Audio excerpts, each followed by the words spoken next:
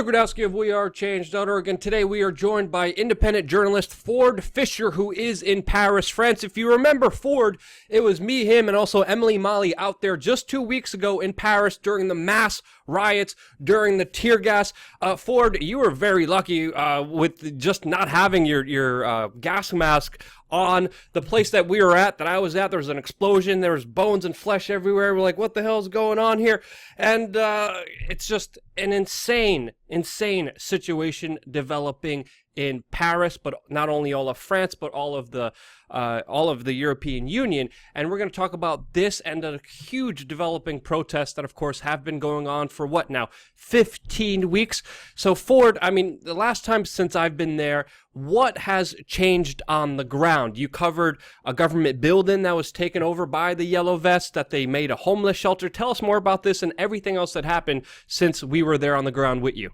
Yeah, so you and Emily were here with me on Act 13, which was just under 2 weeks ago now. So since then, there has been one more sort of Saturday protest.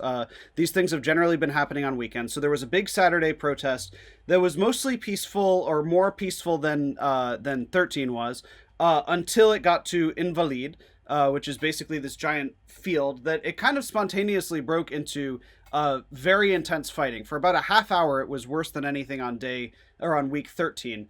Where people were kind of lobbing bricks at the police, and the police were kind of at a distance shooting tear gas. And so it was this exchange, this skirmish of bricks and tear gas. The other weird thing that happened with Act 14 is that there was a Sunday protest, and most of these have been predominantly on Saturday.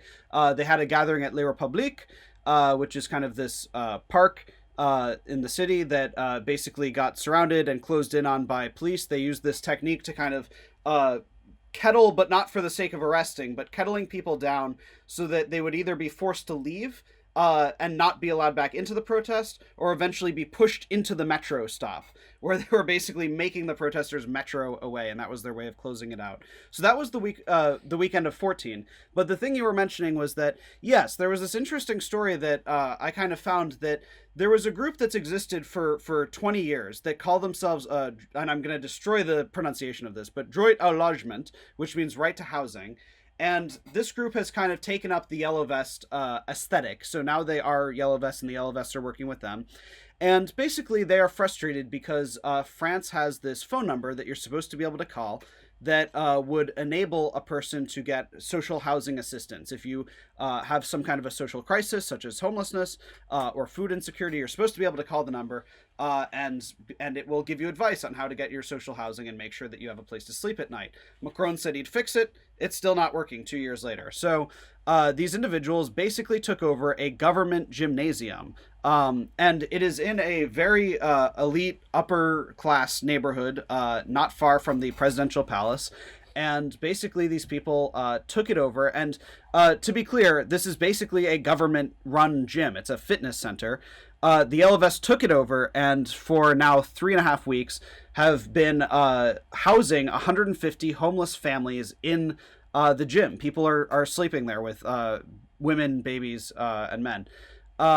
And so basically the police have been perpetually threatening them. Apparently that's sort of been escalating, where the police are saying, we're going to kick all of you out of here. This is government property. You're not allowed to be here. And the Yellow Vests have said, well, you have a mandate. You said, Macron, promised you were going to deal with the issue of homelessness. You haven't.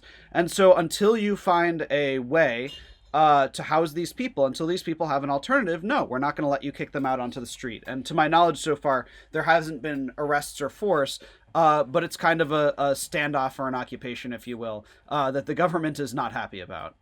See, that's a fascinating story that, of course, we're not hearing about. And one of the things that we were just talking about, just moments even before clicking record, you're talking about students who are following you in France and are doing kind of a report on you and the American perspective. And you said, What American perspective? Because there's little to virtually none honest reporting, or even just reporting in itself about this kind of wider movement. And it is not the easiest kind of topic to cover. There is a lot of kind of unique situations, a lot of nuance. From your kind of investigations into the Yellow Vests, spending now 2 weeks in Paris, what are some of the most kind of unique, nuanced perspectives on these Yellow Vests that you think are most important to you?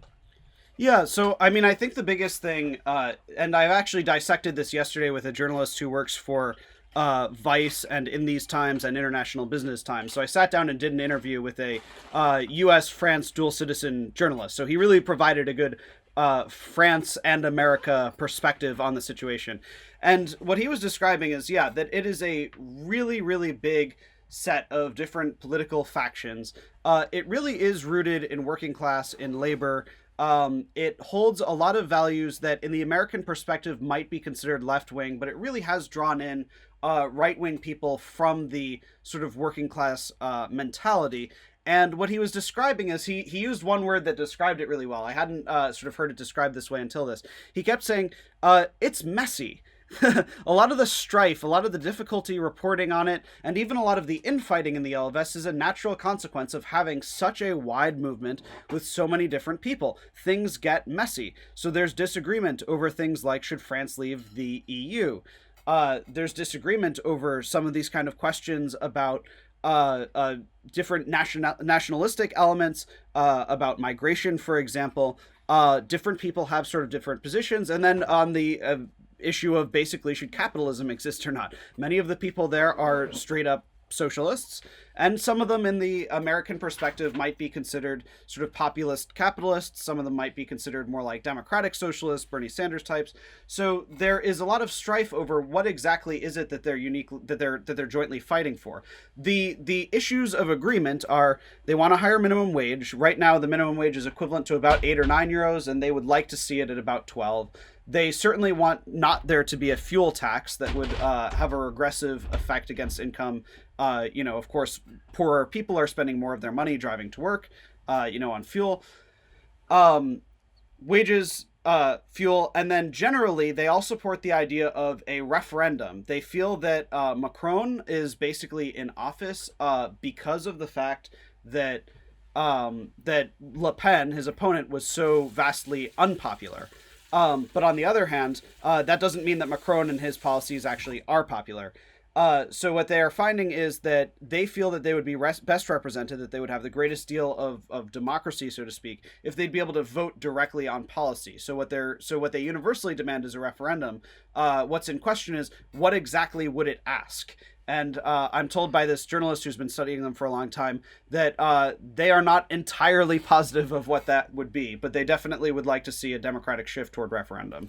Yeah, what I've heard specifically is they want a kind of political referendum system like we're seeing in California, where they could vote on particular issues on the ballot, whether like California legalization of marijuana, which again was done by the will of the people. I think that's what they're kind of calling for. They're calling it the RIC system. That's why we're seeing a lot of kind of RIC kind of signs out there. But there's Frexit, there's people trying to mimic the pots and pans revolution from Iceland, there's hardcore socialists, there's nationalists calling for total just disbandment and destruction of the European Union. There's so much happening here that is, again, honestly, it is difficult to talk about, but we have to bring up all these issues because we have to report on it honestly. And Ford, you've been doing a great job on it. You've been there on the ground. I've been there on the ground. It's not an easy situation to deal with. We have police attacking us. We have protesters, a faction of the protesters attacking us as press, trying to report there on the ground. There's so much stress to deal with this. I know you could talk about that. If you want to talk about that, you can, but I want to kind of open it up and end it on this larger question. Where do you see things going from here, not only this Saturday, but coming Saturday and in the long term, in the short term, long term, and if you want to get into some of the violence against press, you can as well. Yeah, so I mean, it's true that there has been some violence against press or threatening against press. Each time that I've been out there, I've had people say, no with the camera, right, point the camera away and what have you. But as we kind of intuitively know, as we've discussed off the record with some people, and as I spoke about with this journalist who I interviewed yesterday, part of the reason for that is because the government is saying we don't want protesters to wear masks. They're trying to get through statutes preventing protesters from masking up, making it illegal to do so.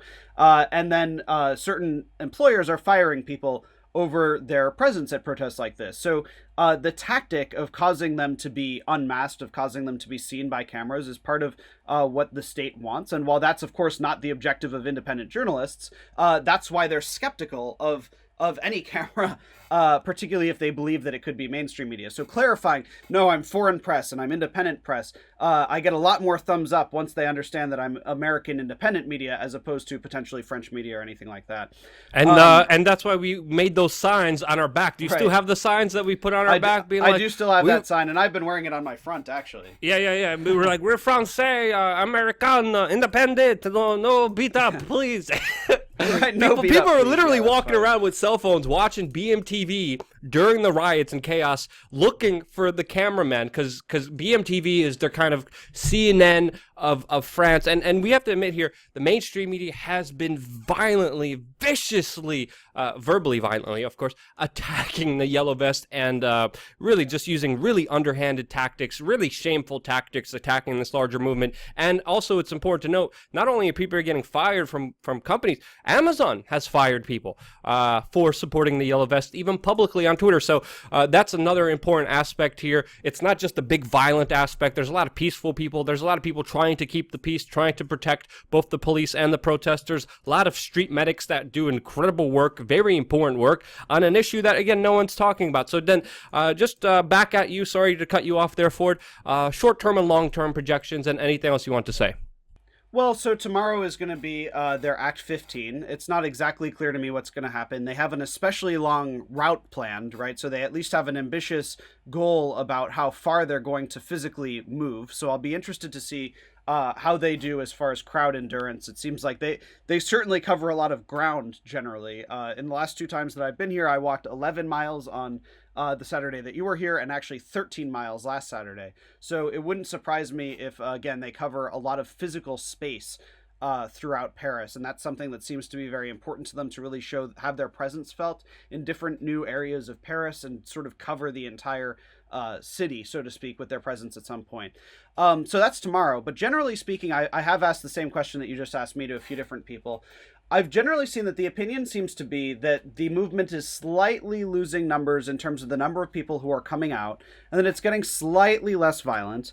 The Yellow Vest's popularity is still above 50%, which is much higher, right? I mean, that's higher than most presidents ever have as an approval rating at a time. Macron's is more like 30, so the Yellow Vests are supremely more popular than Macron himself.